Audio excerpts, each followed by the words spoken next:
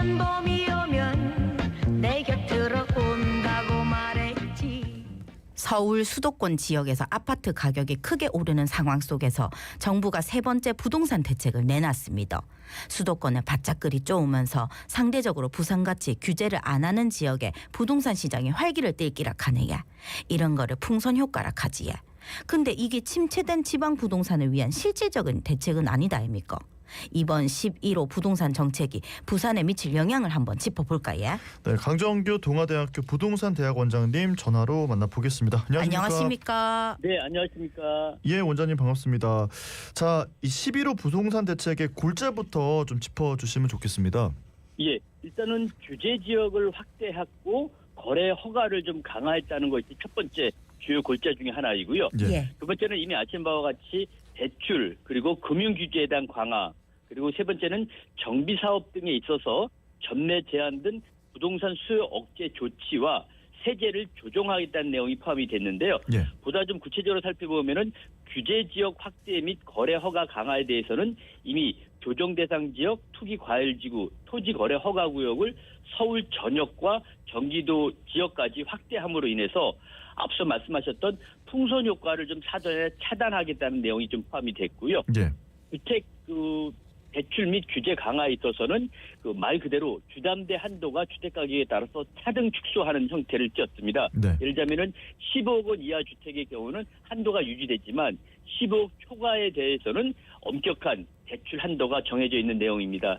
마지막으로는 전매 제한, 즉 정비 사업에 있어서 조합 설립 인가 그리고 관리 처분 인가가 난 이후에는 전매가 제한이 되고 재정참도 제한이 되는 것들을 비롯해서 세제를 조정하겠다는 내용이 이번에 포함이 됐습니다. 예, 그래서 정부가 보다 강력한 규제 카드를 꺼내든 건데 지금 지방에 대한 규제는 빠져 있습니다. 이번 정책이 수도권과 지방의 부동산 양극화 해소에 도움이 될지 원장님께서 이번 11호 대책 어떻게 평가하시는지도 여쭤보고 싶습니다.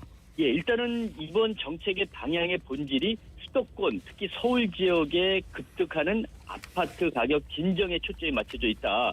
이렇게 좀 볼 수 있겠습니다. 예. 그래서 말씀드렸던 것처럼 서울과 수도권 일부 지역에 대해서 규제 지역 지정, 대출 한도 축소, 그리고 여러 가지 실입주에 대한 것들을 엄격히 규제를 했고요.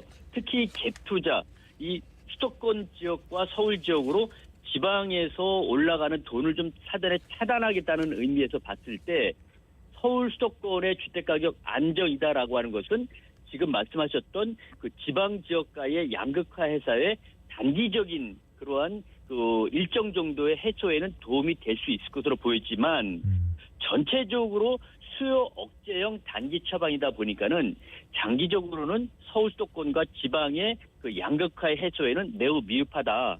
결국은 이렇게 하기 위해서는 서울 집값을 좀 더 안정시키기 위한 서울 지역 중심의 공급 확대 로드맵, 그리고 지형 균형 발전 정책, 그리고 교통과 산업 기반의 장기 분산 전략 같은 것들이 포함되지 않았기 때문에 결국은 단기적으로는 진정 효과가 있겠지만 장기적으로는 서울 수도권의 그런 여러 가지 양극화 해소에는 좀 미흡하다라고 평가할 수 있을 것 같습니다. 네, 그러니까 장기적으로 봤을 때 이게 양극화 해소에는 큰 도움이 안 될 수 있다 이런 말씀이신 것 같은데요.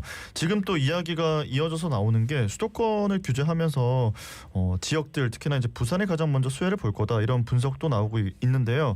부산으로의 풍선 효과는 좀 어떻게 보고 계십니까?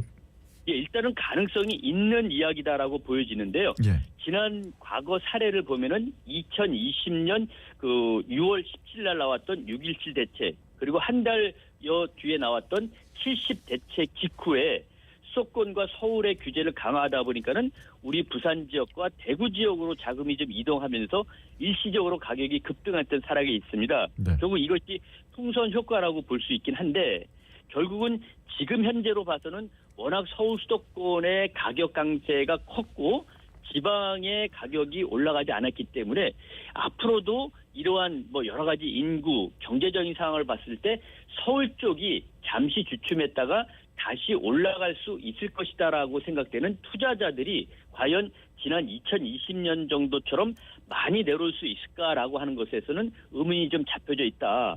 그래서 말씀드렸던 것처럼 풍선 효과는 나타날 수 있지만 제 개인적인 생각으로는 아주 큰 풍선이 부산 전역에 내려온다라기보다는 예. 아주 조그마한 풍선이 특정 지역, 즉 그동안의 가격 강세를 주도했고 또 지금 현재도 인기 주거 지역으로서 최근에 가격이 좀 올라가고 있는 특정 지역에만 작은 풍선이 내려와서 그 해당 지역에 오히려 가격이 좀 크게 움직일 수 있는 가능성, 나머지 지역에는 풍선 효과가 나타나기는 조금 더 시간이 필요하지 않나 생각을 하고 있습니다. 예, 작은 풍선 효과는 좀 있을 수 있다.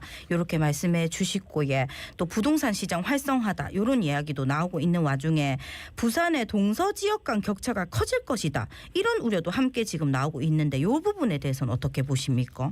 예, 일단은 지금 정부 정책에 따른 효과 중에는 지금 앞서 말씀 나눴던 풍선 효과로 인해서 특정 지역, 즉 현재 가격이 3년 반 만에 올라가는 지역이 일부가 있습니다. 예. 그래서 그 일부 가격이 올라가는 지역으로 풍선이 떨어질 가능성이 있기 때문에 단기적으로 봐서는 풍선 효과에 의한 이 동서 간의 격차는 조금 더 풍선이 다른 전반적인 모든 지역에 떨어지지 않는 한은 단기적으로도 이 흔히 말하는 그 동서 간의 격차가 발생될 가능성이 좀 있다라고 보여지고 있고요.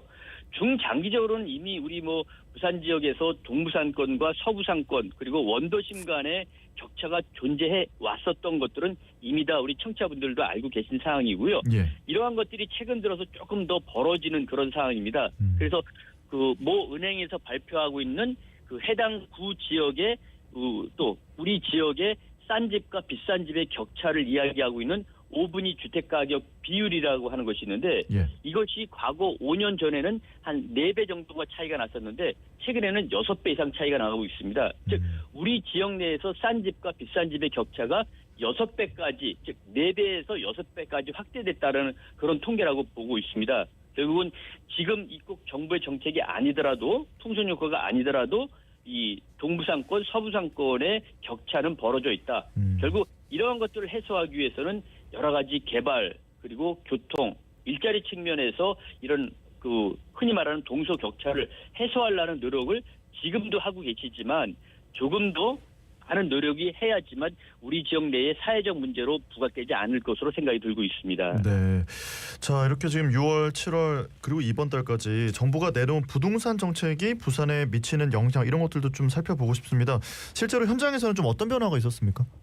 예, 일단은 지금 정부가 들어서서 3번째 정책이 나왔습니다. 예. 이 3번 정책에 따른 지방 지역의 직접적인 변화는 좀 없었지 않았는가 이렇게 생각을 좀 하고 있는데요. 네. 그 간접적인 효과는 그 일부 풍선 효과에 대한 영향도 있고 또 우리 지역의 자체적인 어떠한 그 주택 시장 변화에 대한 예측에 따라서 시장이 움직인 결과도 있긴 하지만 지난 2022년 6월달 이후 3년 5개월 만에 우리 부산 지역의 아파트 가격 하락세가 멈췄고요. 또 최근 들어서는 5주간 보합세를 유지하다가 지난주서부터는 동부산권역의 일부 구가 플러스 상승세로 돌아섰던 결과가 나오고 있습니다. 그래서 이러한 것들이 정부 정책의 직접적인 효과는 아니고 간접적인 효과라고 좀 볼 수 있을 것 같고요. 예. 또 그 일부 풍선 효과가 나왔다는 이야기는 좀 말씀을 좀 드렸기 때문에 이 풍선 효과에 따라서 특정 지역의 주택시장 거래와 가격 상승은 앞으로도 좀 가파르지 않겠나 이렇게 좀 생각을 좀 하고 있습니다. 예. 예. 부산 부동산 분위기가 조금씩 활기를 띠고 있다고는 하지만 여전히 미분양 문제가 해결해야 할 또 큰 숙제로 남아있지 않습니까? 네. 그 미분양 문제는 좀 더 정부의 관심을 이끌어내야 할 사항 정도로 보여지고 있고요. 예. 이 미분양 문제가 단순히 어떤 특정 건설사만의 문제가 아니라 지역 건설 산업 더 나가서 지역 경제와도 상당한 영향이 있다라고 보여지고 있습니다. 지금 현재 그 주택 사업 그리고 부동산 개발업 등 이 건설 관련된 산업이 우리 부산시에서 차지하는 비중은 최소 17, 8%에서 20%대에 이르고 있다라는 통계가 나오고 있습니다. 결국은 10분 중에 2분이 부동산 관련된 산업에서 일자리를 차지하고 있고 또 가구당 소득을 불러오고 있다라고 좀 보여지고 있습니다. 이런 상황에서 지금 9월 달에 미분양 아파트가 약 7,200호를 넘기 시작을 했고요. 또 그 악성 미분양이라고 하는 준공업 미분양도 2천여 세대를 넘고 있는 상황입니다. 근데 특히 9월 달에 급격히 이 미분양 아파트가 증가했는데 그 이유는 해운대구와 수영구의 고가 분양을 논란을 불러일으켰던 일부 아파트의 미분양 수치가 잡히면서 7천 채까지 넘어섰다라고 보여주고 있습니다. 예. 따라서 이 미분양 문제가 앞서도 말씀드렸던 것처럼 단순한 건설사의 문제가 아니라 지역 경제와도 연관이 있기 때문에 정부에서는 조금 더 이 지방 미분양 문제에 대해서 그 서울 수도권의 가격 상승에만 초점을 맞추는 것이 아니라 이 지방 미분양 문제에도 좀 관심을 가져야 하고 그에 따른 규제 완화책이 좀 나와야 되지 않겠나 생각을 좀 하고 있습니다. 예. 자, 지금까지 서울과 수도권 중심의 부동산 대책만 발표가 돼서 이제 침체된 지방 부동산을 살릴 추가적인 대책이 필요하지 않나 이런 생각도 드는데요. 현재 정부의 정책 기조를 봤을 때 실제 지방을 위한 추가 대책이 나올 가능성은 어떻게 보십니까? 예, 일단은 좀 많이는 쉽지 않을 것으로 보여지고 있는데 예. 일부 추가 대책에서 지방 경기 활성화에 대한 이야기 또는 대책이 나올 가능성은 존재합니다. 일단 그 이유로서는 지방 시장의 구조적인 문제에 대한 것들이 인식이 좀 확산이 되고 있다. 즉 현재는 침체되어져 있고 또 미분양도 많이 있지만 내년부터는 주택이 오히려 공급 부족 문제로 인해서 그 여러 가지 그 지방의 가격 변화가 있을 수 있다라고 하는 것들을 어느 정도 인식이 확산되고 있다 이렇게 보여지고 있고요. 예. 두 번째는 지금 세제와 보유세에 대한 그 이야기가 나오고 있는데 이 다주택자에 대한 논의가 좀 이루어지고 있는 것으로 생각이 들고 있습니다. 즉 지방에 집을 여러 채를 갖고 있는 분하고 서울 수도권의 고가주택 한 채를 갖고 있는 분들하고의 형평성 문제가 좀 나오고 있는 상황입니다. 그래서 자연스럽게 이 지방 규제 완화에 대한 정책에 대한 그 여러 가지 좀 나올 가능성에 대한 이유가 좀 나오고 있습니다. 다만 지금 정책 효과의 타이밍이 제약적이다. 서울 수도권의 집값이 이렇게 올라가고 있는데 지방의 규제 완화책을 내놔서 지방 집값까지 올라가면 어떡하겠느냐라는 그런 반대적인 인식도 있다라고 하는 것들이 제약으로 보여지고 있고요. 네. 또 지금 부산의 일부 지역의 주택 가격이 생각보다 빠르게 올라가고 있는 것들도 정부 인식이 좀 지방을 배려해야겠다는 인식으로 전환되기가 쉽지 않을 수도 있다라고 보여지고 있고요. 예. 또 이 지방 세수에 관련된 것들도 있기 때문에 이 나올 가능성에 따른 제약도 일부 만만치 않게 있다라고 보여지고 있습니다. 예. 그러면 침체된 지방 부동산을 살리기 위한 정책에 어떤 것들이 좀 필수적으로 담겨야 할까요? 예, 뭐 방송을 들으시는 청취자분들 서울 수도권 집값이 올라가고 있는 사항을 염두에 둬 봤을 때 예.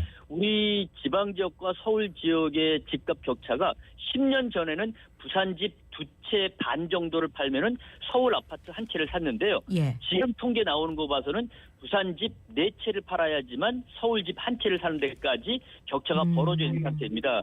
이런 상태에서 서울 집값을 잡기 위한 것도 중요하지만 뭐 꼭 바람직하다라고 보여지고 있지 않지만 지방 집값을 오히려 조금 정상화시켜서 서울과 수도권 그리고 지방과의 격차를 줄여줘야 한다는 것에 초점이 맞춰야 되지 않겠나. 그래서 최소한 어떤 투자적인 수요를 인위적으로 부추길 만한 그런 대책을 바라는 것이 아니라 예.